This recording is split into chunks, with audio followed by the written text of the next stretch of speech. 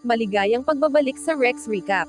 Sa video na ito, ibabahagi ko sa inyo ang action and thriller movie, na pinamagatang Spectral na ipinalabas noong 2016. Isang sundalo ang naglalakad mag-isa sa isang madilim na lugar.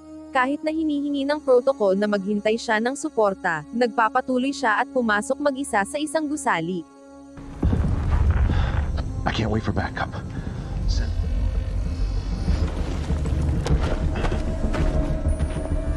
Habang pumapasok pa siya ng mas malalim, may nakita siyang kakaibang nilalang, isang anino na parang multo na nakikita lamang sa pamamagitan ng mga goggles.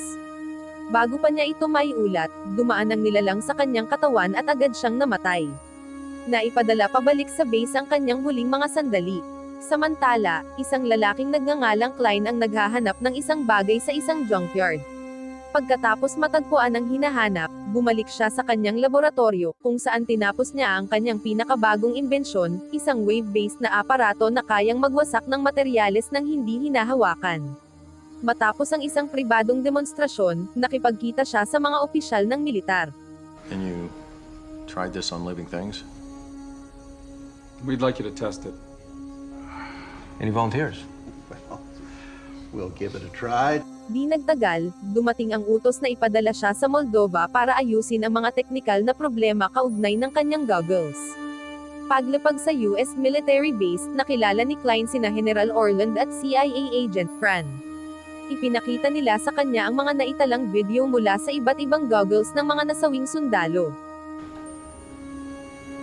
5 different helmet cams picked up something similar in the last 3 weeks. That's not interference. Pagkatapos pumirma ng mga kinakailangang papeles, dinala si Klein sa isa pang silid upang ipakita ang video ng sundalong kamakailan lang pinatay ng parehong multo na nilalang. Mas marami pang bangkay ang natagpuan na may parehong palatandaan. Ipinakita ng autopsy ang isang kakaibang kontradiksyon, mga lamang loob na nagyayellow, balat na parang sinunog ng kemikal. Ang tanging naging tugon ng kaalyado na kontak ng militar sa Moldova ay pagkagulat. Iminungkahi ni Klein ang paggamit ng isang hyperspectral camera na mas advanced kaysa sa mga goggles para pag-aralan ang mga anomalya. Sumang-ayon si Orland at itinalaga si Klein sa isang unit ng Delta Force na pupunta sa labanan upang hanapin ang isa pang pangkat na nawala noong nakaraang araw. Habang ini-install ni Klein ang kamera sa isang truck, tinutukso siya ng mga sundalo dahil sa pakikialam niya sa kanilang gamit.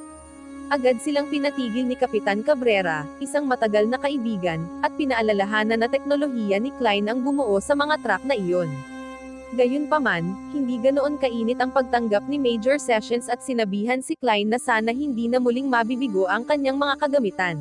That's great. I'm just not a fan of taking tourists on combat missions. Make sure your equipment is top-notch this time. Nagtipon ang grupo para pag-usapan ang mahalagang misyon. Isang recon team ang nawala sa isang 5 palapag na gusali noong nakaraang araw, malalim sa teritoryo ng mga rebelde. Ang kanilang layunin ay iligtas ang mga nakaligtas at iwasan ang hindi kinakailangang labanan.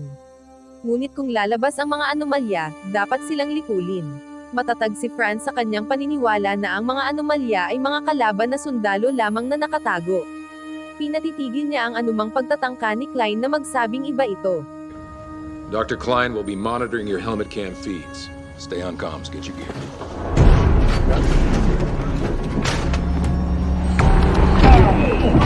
Nakarating ang grupo sa gusali ng walang aberya.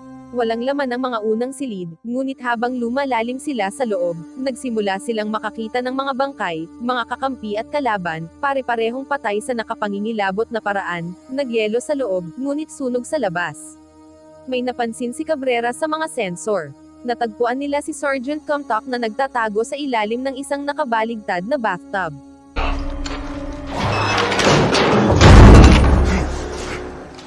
We have Comstock alive and conscious. Nakasalubong ng grupo ang nilalang.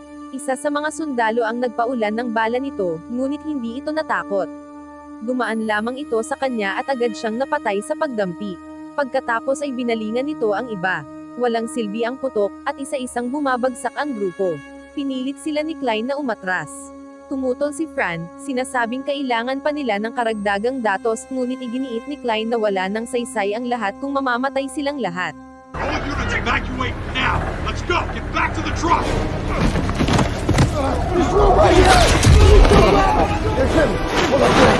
Nire-record ni Clint ang multo gamit ang kanyang hyperspectral camera. Ang hugis nito ay nakakabahalang parang tao. Litong-lito, patuloy siyang nag-record. Sinubukan ni Cabrera na labanan ito, ngunit napatay rin siya. Ang kanyang sakripisyo ay nagbigay ng sapat na oras para makatakas ang iba. Habang tumatakas sila, tinanong ni Klein si Comtok. Nagsimula ng ilarawan ng sundalo ang kanyang nakita, ngunit bago pa siya makapagtapos, tumama ang truck sa isang landmine. Pinatay ng pagsabog ang driver at nawala ng malay si Comtok. Namatay siya dahil sa impact. Dinampot ni Klein ang camera. Klein! Leave the camera! Move! Cover! Ipinaliwanag ni Ryan na ang multo ay mukhang may kamalayan. Hindi lang ito gumalaw. Pinagmamasdan sila nito. Hindi pa rin siya sigurado kung ano iyon, pero malinaw na may sariling isip. Nasira ang mga goggles ng grupo dahil sa pagsabog, kaya ginamit ni Klein ang camera para mag-scout. Sa pamamagitan ng lente, nakita nilang mas maraming multo ang nakapalibot sa gusali, ngunit wala ni isa ang makalapit. Mayroong singsing ng mga pino na piraso ng bakal na nakapalibot sa lugar, sinusunog ang mga nilalang tuwing lalapit sila. Sort of black sand. I fell in that sand. Those sharp pieces of metal. Your iron filings. There's a trail of it. Biglang may ingay mula sa kabilang silid. Pinasabog ng grupo ang pinto at nagulat nang makita ang dalawang batang sibilyan. Sina Sari at Bogdan ay hindi marunong mag-Ingles, ngunit marunong sa wika nila si Fran at nalaman niyang matagal na silang nagtatago rito. Mayroon ding makapangyarihang transmission tower sa loob ng silid. Ang pag-broadcast ay makakaalerto sa lahat ng nasa paligid, kaibigan man o kaaway, ngunit iginiit ni Sessions na iyon lamang ang kanilang pag-asa. Habang abala ang mga sundalo sa pakikipag-ugnayan sa base, naglaan ng oras si Klein para makausap ang magkapatid, kasama si Fran bilang tagasalin. Was it your idea? Put the barrier outside? Their father rolled open barrels of the iron shavings. Dinala sila ni Sari sa lugar kung saan naroon ang bangkay ng kanilang ama. Namatay ang kanilang ama habang ginagawa ang harang. Hinihila ni Sari ang bangkay pabalik sa loob, ngunit naniniwala pa rin si Bogdan na nasa labas ito upang humingi ng tulong. Sa tabi ng bangkay, nakakita si Klein ng kwintas na may ceramic tile at mapa ng Klaining Maserif, isang distrito malapit sa ilog. Hindi alam ni Sari kung paano nalaman ng kanilang ama ang epekto ng bakal laban sa mga multo, tanging ang alam lang niya ay nagsimula ang mga pagpapakita sa Maserif. Pagbalik sa pabrika, sa wakas ay tumugon ang base. Magpapadala sila ng mga helikopter at tangke pagsapit ng madaling araw upang ilikas ang grupo mula sa isang bukas na plaza kalahating milya ang layo. Iginiit ng mga sundalo na lantad ang lugar, ngunit nagmungkahi si Klein ng plano. May sapat na pino na bakal sa pabrika upang makagawa ng mga tipong improvised na armas na maaaring makasakit sa mga multo. Everything in this building. Iron dust. Weaponized. Dirty bombs. Best idea I've heard all night. Habang naghahanda ang grupo, sa wakas ay sinabi ni Sari kay Bogdan ang katotohanan at ibinigay sa kanya ang kwintas ng kanilang ama. Ilang sandali pa, may kakaibang ingay sa labas na nagpabulabog sa lahat. Gamit ang bagong searchlight, nakita nila ang mga multo na umaakyat sa mga kalapit na gusali at tumatalon sa mga cable ng kuryente upang makaiwas sa bakal na harang. Dumaan sila sa likurang labasan.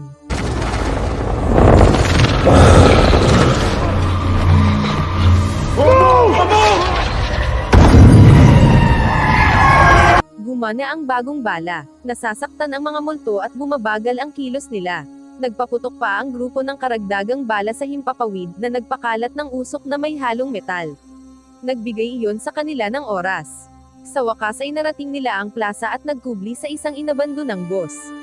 Ngunit halos maubos na ang baterya ng searchlight, ibig sabihin hindi na nila makikita ang mga multo kung aatake ito. Sakto sa oras, dumating ang rescue convoy, mga tangke na may sarili nilang searchlight.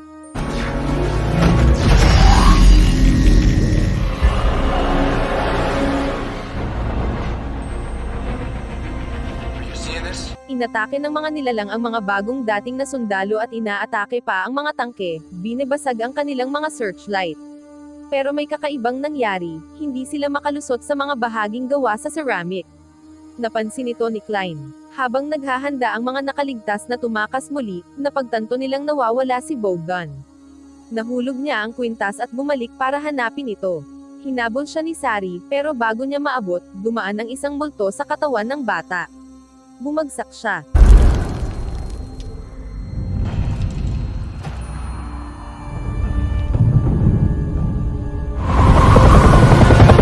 Nang makalipad na, inaasahan ng mga sundalo na babalik sila sa base pero lumihis ang ruta ng eroplano.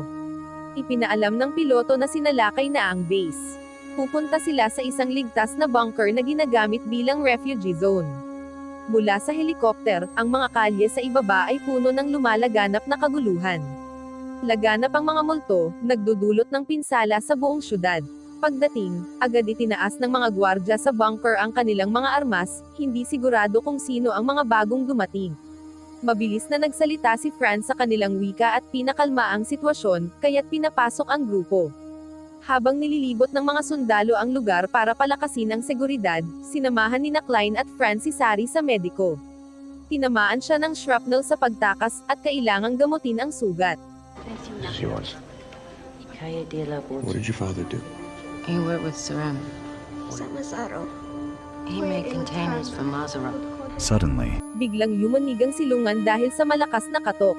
Hindi ito panibagong atake. Dumating si General Orland kasama ang iilang nakaligtas mula sa base. Iniulat niyang sinalakay sila ng mga kaaway na hindi nakikita. 19 lang ang nakalabas ng buhay. Ang pagtakas nila ay napakabilis kaya wala silang natawagan na mas mataas na opisyal sa labas. Walang backup o reinforcements, tanging ang bunker at kung anumang plano ang mabuo nila. Mataas ang tensyon. May ilang sundalo na gustong lumaban muli, habang ang iba'y nagsasabing walang saysay. Huminto ang pagtatalo nang lumapit si Klein, ikinonekta ang mga huling piraso ng palaisipan. I know what they are. I know what they are. We think it can't be real, but then it kills, so it is real. Someone made it.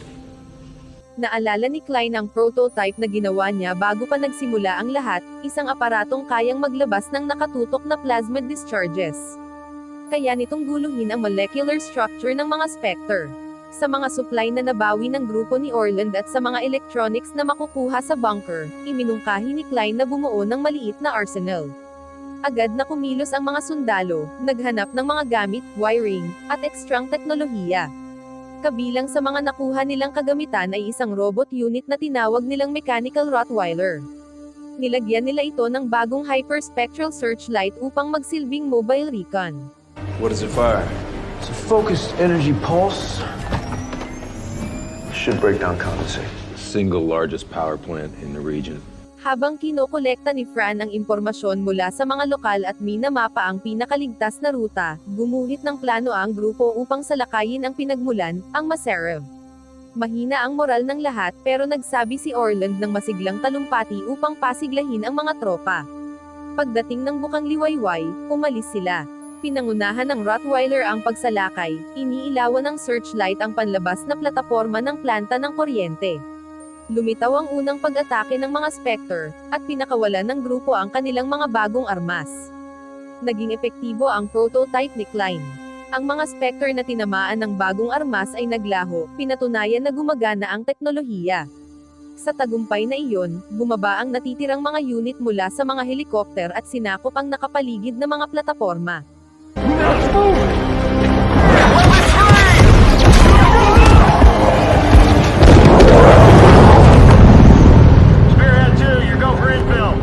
Isang helikopter ang nagbabaki na Klein, Fran, at 2 sundalo diretso sa gitna ng planta ng kuryente ng Maserev. Gumamit sila ng lubid para bumaba, ngunit sinalubong agad sila ng mga espiritu pagkapasok pa lang. Naiwan ang mga sundalo para harangin ang kalaban habang si Klein at Fran ay nagtuloy papasok upang hanapin ang laboratorio. Nauubos na ang oras.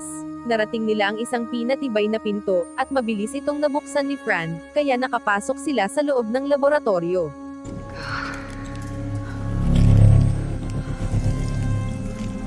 Look over here. Those Einstein condensate. Sinuri ni Klein ang mga guho at natuklasan ang mga scan at blueprint na nagpapakita ng molecular imaging ng mga katawan ng tao. Gumamit ng espesyal na 3D printer upang muling buuin ang mga taong ito sa anyong condensate. Isa itong pasilidad ng produksyon, isang pabrika ng armas. Sa mas malalim na bahagi, natagpuan nila ang mga selda ng kulungan na puno ng 12-dosenang espiritu. Kalahati ng mga selda ay wasak na. Tila nagkaroon ng aksidente na nagpalaya sa kanila. What happened here? It looks like a catastrophic failure. Mayroong kalapit na makina na may emergency shutdown mechanism, ngunit ang mga tagubilin ay nakasulat sa masalimuot na teknikal na salita. Sinimulan itong isalin ni Fran. Sa labas, lalong tumitindi ang labanan. Ang mga bagong espiritu ay kayang mag-ayos ng sarili, kaya mas lalong mahirap silang patayin. Tumataas ang bilang ng mga casualty. Sa loob ng lab, natukoy ni Fran ang mga hakbang, buksan ang bawat port, saka hilahin ang release bracket upang i-disconnecta ang pangunahing power feed. Dapat nitong burahin ang lahat ng espiritu ng sabay-sabay. Habang nag-uusap sila, patuloy na sinusubukan ng mga espiritu sa loob ng mga selda na makawala. Inakyat ni Klein ang makina habang tinatakpan siya ni Fran. Ilang espiritu ang nakatakas na at sinusubukang pigilan siya. Sa labas, isang napakalaking buhawi ng enerhiya ng espiritu ang nabuo, na pumupuwersa sa mga sundalo na umatras. Isa sa mga sundalo ang nagpaputok sa pinakapuso nito, kasabay ng paghila ni Klein sa huling mga cable. Sumabog ang isang alon ng enerhiya. Naitapon si Klein mula sa makina. Napatumba rin ang mga sundalo. Sa paligid nila, nagsimulang matunaw ang mga espiritu, dahan-dahan puno ng hirap.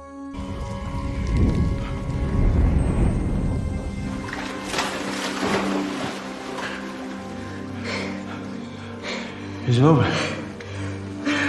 Narinig ni Klein at Fran ang isang kakaibang ingay mula sa nakatagong pader. Sa loob ng silid na lihim, nakatagpo sila ng nakakatakot na bagay, mga utak ng tao at mga nervous system na nakalutang sa mga container. Hindi lang ito mga kopya. Gumamit ang mga siyentipiko ng tunay na tao bilang mga control unit ng mga espiritu. Ang mga biktima ay hindi patay, ngunit malayo rin sa pagiging buhay. Nakita ni Klein ang kanilang paghihirap at sinimulang tanggalin ang mga life support system, tinatapos ang kanilang sakit.